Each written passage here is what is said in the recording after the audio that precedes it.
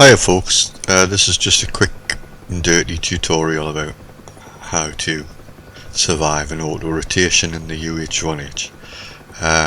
We're on a more or less steadily trimmed flight heading along the coast towards Novorossiysk, I think that is, and just slightly more than 80 knots, 85 knots, and a height of 1230, and all of a sudden, oops, shit, the throttle, we've lost all revs to the engine, all power to the engine.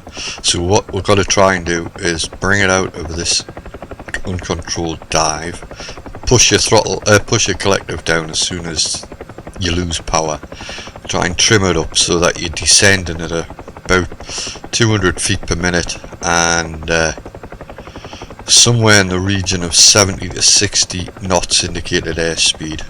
And as you're coming down, be ready to lift up on the collective, cushion your fall, descent, and land. And I'll do it again with the external view. And here we are in the external view, just steady 88 knots, 1440 on the altitude, and here we are again, but in an external view. It's the same flight.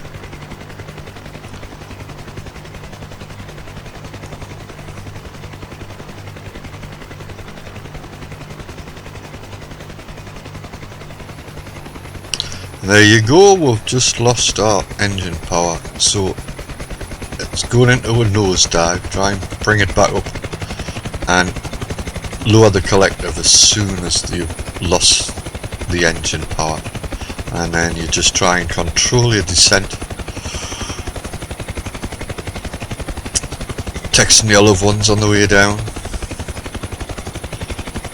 But there we go, just coming down and cushion yourself down. There we are, piece of piss.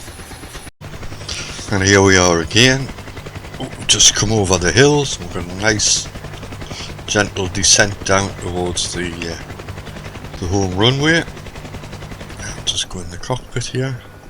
See, just nice steady decline descent, and there's the control indicator, so you've got an idea of where the controls have to be at certain stages. And there you go, we've lost power, so try and keep that nose up, throw your collective straight down, right down at the bottom, but keep your hand on it, because as the engine indicator, the engine RPM indicator goes into the red, you've got to try and reduce that so that you don't throw your rotors off the throw the Jesus nut off the top of the rotors, and try and keep that speed constant. And you got a nice long way down, so we've got to look around and see where we can possibly land. And there's not that many flat areas.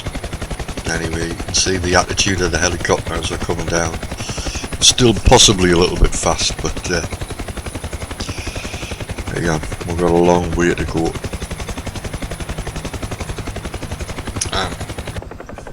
Looking out of the cockpit, you think, oh, is that a flat area there on the right hand side between the two forests?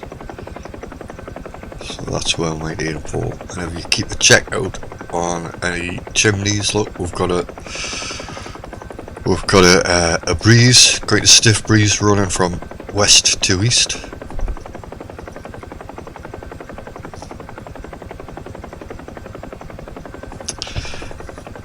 And I would imagine if this was in real life, you'd probably be clenching your cheeks. Anyway, we're still quite high. Haven't shown anything on the altitude.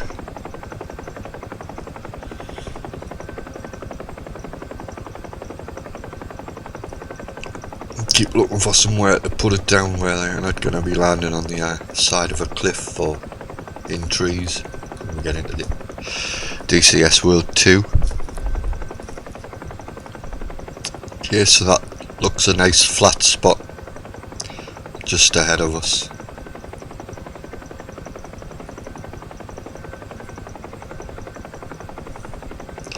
Really should be trying to turn into the wind to get as much lift generated as possible, but the terrain's not going to make this possible in this particular instance. Okay, so don't want to really get any slower than 60 knots. There we go.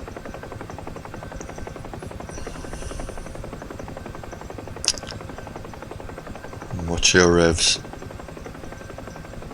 There we are, and engage the collective, lift that up, and just stick the throttle up. Let's see whether we can still, we've broke our chopper or not.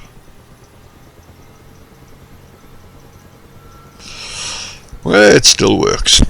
Excellent. Well, thanks for watching.